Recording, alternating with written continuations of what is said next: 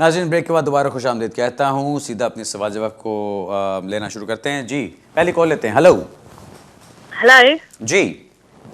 Hi. I just had a few questions for you. I know watch your program every week, and you give some really informal information. So thank you. You're most welcome.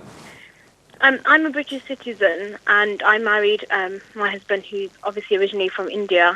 He's been in the country for nearly 14 years. We got married a year and a half ago, and we've sent quite a few different applications before we were married, and they all were refused by the Home Office. Mm-hmm.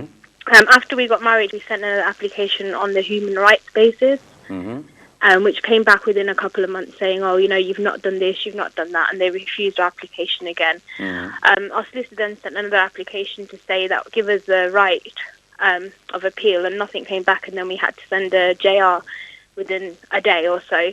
And then we heard back from the Home Office to say, please, take back the JR and we'll review your application again. We finally got given the authority of having an appeal, which was last week, and then a day before the appeal, our solicitor received correspondence to say your court date's been adjourned, and we'll let you know in how long. My questions are really is obviously my husband's been here for over nearly 14 years. Yeah. He came here on the basis of an agent who took all this money from him and didn't do anything regarding his immigration status, and they was too scared to speak to the Home Office. And then obviously it got delayed, and then finally now he's gone to a solicitor back to back. And obviously my first question is, what's on the basis of him being here for this long, how can you advise anything? Also in regards to how long do they normally adjourn it for, and will the date be in the next couple of months? Because the reason they've called us for an appeal is not because he should go there and I should wait for him to get clearance, but I'm quite ill. I suffer with back problems and depression, and I can't wait for my husband to go there and come back, because obviously he does everything for me here. So they want me to prove why I shouldn't move to India when I've lived in here all my life. One question here, please. How bad is your backache? Do you have any disability? Are you registered disabled? Yeah, I am registered disabled. I have a disability badge. I'm going through the whole PIP claim at the moment. Okay. And I've got loads of appointments. I've had about 6-7 MRI scans. I'm waiting for pain injections, loads of different things. Okay, and how long has this been going on? Initially since 2012. Right. And then it came back.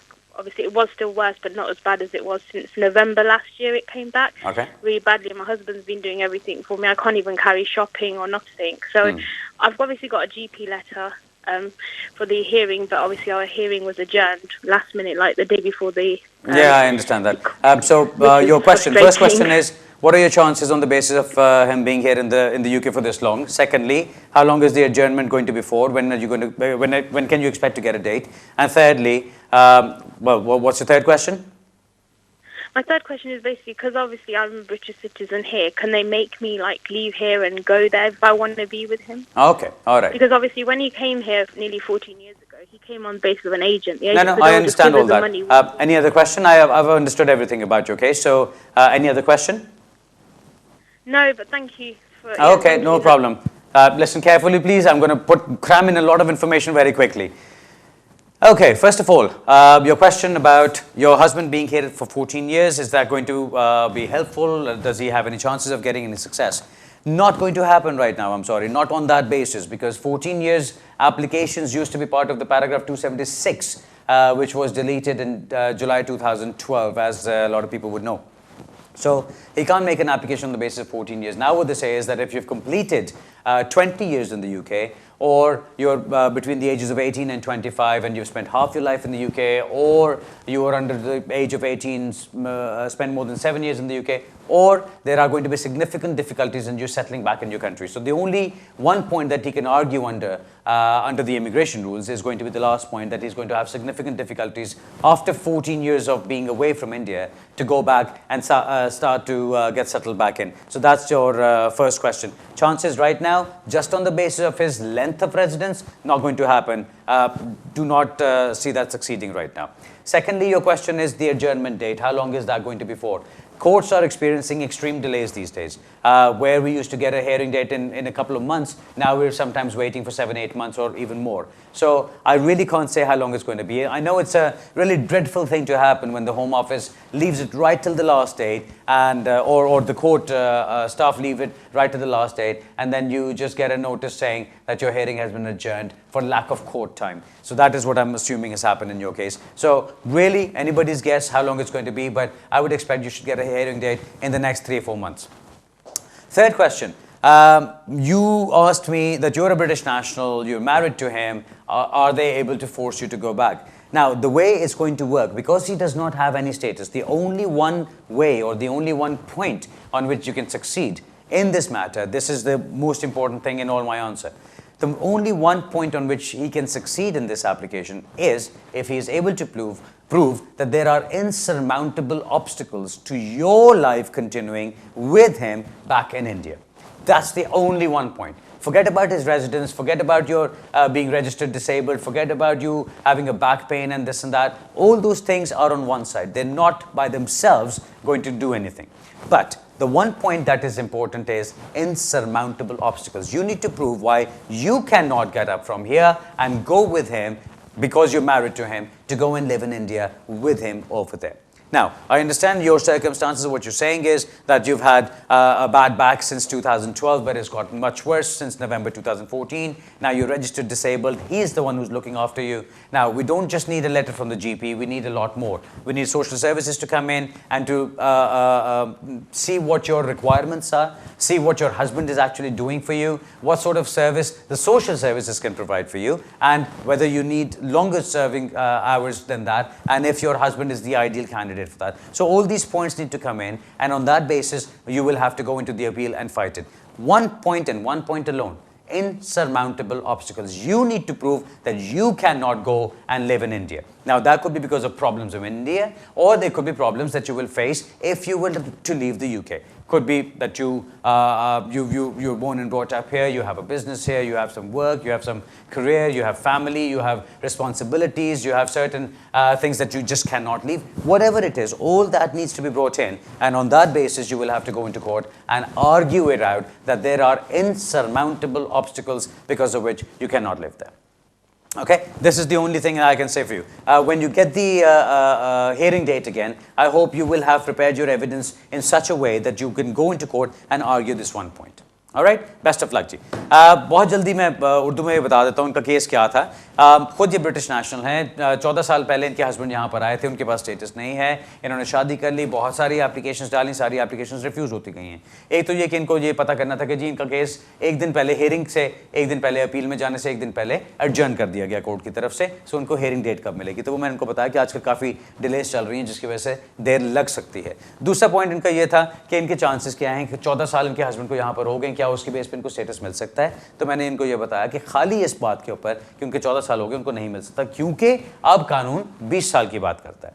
दूसरी चीज़ सिर्फ ये है कि अगर वो ये show कर सकते हैं कि उनको बहुत मुश्किलात का सामना करना पड़ेगा अगर वापस अपनी कंट्री जाते हैं, तो वहाँ पे उनका केस हो सकता है, लेकिन हार्डली कोई केस उस चीज़ के ऊपर जीतता है, क्योंकि वो प्राइवेट लाइफ वाली बात आती है.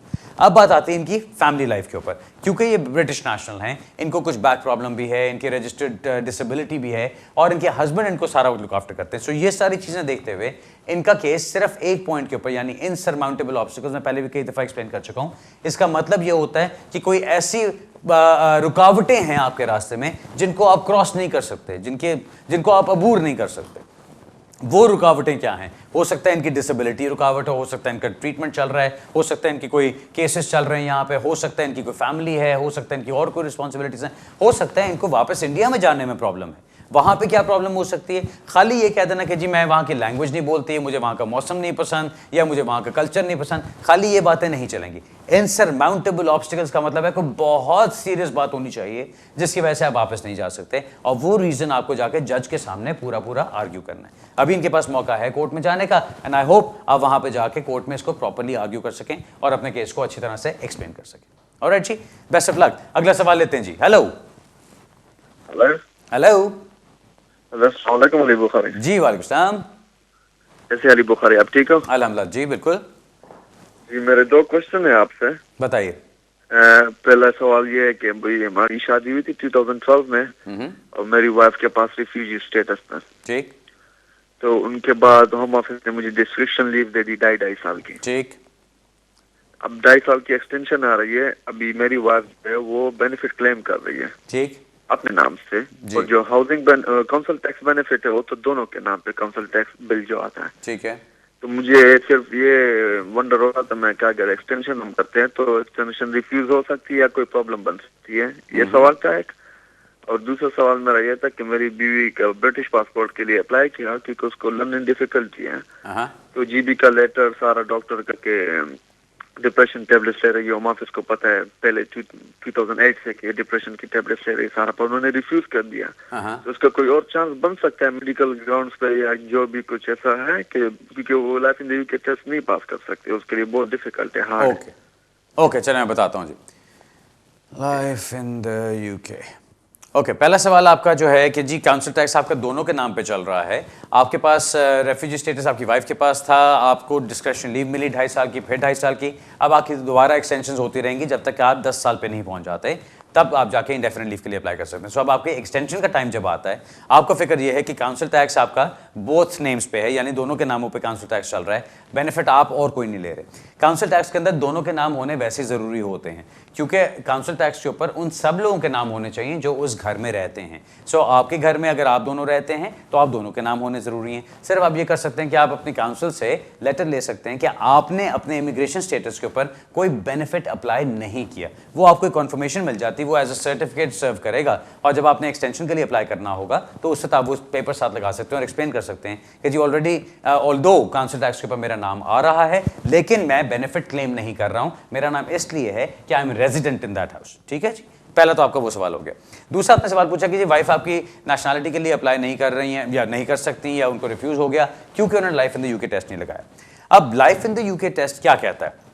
आपकी इंग्लिश लैंग्वेज प्रोफिशिएंसी चेक करता है, आपने जो यूके की हिस्ट्री के बारे में पढ़ा उसको चेक करता है, आपको यहाँ की लाइफ के बारे में क्या पता है उसको चेक करता है। ये सारी चीज़ें होनी ज़रूरी हैं। सिर्फ आपको एग्जाम्पशन कब मिल सकती है? अगर आपके डॉक्टर्स की तरफ से ये सर्टिफाई किया जाए कि आपकी ऐसी लर्निंग डिफिकल्टी है कि जिसकी वजह से आप ये टेस्ट मेडिकली नहीं कर सकते, आप अगर सीख ही नहीं सकते, तो फिर वो आपको एग्जाम्पशन मिल सकती है। लेकिन अगर डॉक्टर की तरफ से कि जी आप डिप्रेशन में हैं या आपके लिए मुश्किल हो रहा है या आपको प्रॉब्लम्स आ रही हैं, वो इस चीज़ को एक्सेप्ट नहीं करेंगे। उस सूरत में क्या होगा कि आपकी इंडेफिनिट लीव ही चलती रहेगी, यानी आपकी वाइफ की इंडेफिनिट लीव ही चलती रहेगी, फिर वो नेशनैलिटी के लिए अप्लाई नहीं कर सकती क्योंकि नेशनैलिटी के लिए अब life in the UK test must है। अगर आप उनको सिर्फ मेडिकल एविडेंस ऐसा कोई लगवा सकते हैं कि जिससे प्रूव हो सके कि उनकी कैपेसिटी नहीं है इंग्लिश सीखने की या इस टेस्ट को करने की, तो फिर एक्सपर्ट रिपोर्ट के होते हुए सिर्फ फिर आपको ये एग्जाम्पशन मिल सकती है, अदरवाइज आपको ये एग्जाम्पशन नहीं मिलेगी और फिर वो अपने इंडेफिनिट लीव पे करते हैं। इसमें भी कोई दिल छोटा करने वाली बात नहीं है क्योंकि अगर इंडेफिनिट लीव उनकी चल रही है, आपके स्टेटस पे भी कोई फर्क नहीं आएगा, उनको भी ट्रैवल करना अलाउड है, आना जाना अलाउड है, उनके ऊपर कोई इमिग्रेशन कंट्रोल नहीं होगा और ये चीज़ ज़्यादा इंपॉर्टेंट होती है। ऑलराइट जी, बेस्ट ऑफ लक सर। अगला सवाल लेते हैं जी। हेलो, अस्सलाम वालेकुम। जी वालेकुम सलाम।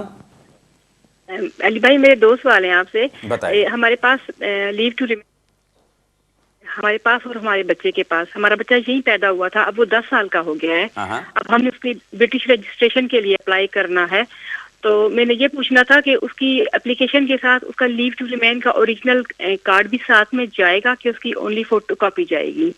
और दूसरा सवाल मेरा ये है कि हमें तो पता है कि हमें बेनिफिट्स अलाउड नहीं है, लेकिन हमारे 2 बड़े बच्चे ब्रिटिश हैं, तो अगर हम उनके लिए चाइल्ड बेनिफिट अप्लाई करते हैं तो अगले साल जब हम एक्सटेंशन के लिए अप्लाई करेंगे तो हमें कोई मसला तो नहीं होगा? ओके, चलें ठीक है। आपका मैं पहले सोच रहा था कि सवाल सुन के ब्रेक पे चला जाऊंगा, लेकिन बड़ी जल्दी आपका आंसर कर देता हूं। जो पहला आपका सवाल है कि बच्चे की रजिस्ट्रेशन के लिए अप्लाई करना है आपने, उसके लिए आपका कार्ड भेजने की जरूरत है कि नहीं, वो कार्ड साथ भेज दीजिए, वो बेहतर रहेगा। दूसरा सवाल आपका कि जी चाइल्ड बेनिफिट बड़े बच्चे अप्लाई कर सकते हैं, अगर वो ब्रिटिश नेशनल्स हैं तो वो अप्लाई कर सकते हैं, वो आपके बेनिफिट्स नहीं बनते, वो उन बच्चों के बेनिफिट्स हैं जो खुद ब्रिटिश नेशनल्स हैं। सो उसमें आपको होपफुली एक्सटेंशन के बाद किसी किस्म का कोई फिक्र करने की, कोई डरने की, घबराने की जरूरत नहीं होनी चाहिए। बेस्ट ऑफ लक जी। नाज़रीन, अब दूसरी ब्रेक का टाइम हो रहा है, वापस आते हैं, अपना सवाल जवाब का सिलसिला फिर जारी करेंगे, थोड़ी सी देर में फिर से दोबारा मिलते हैं।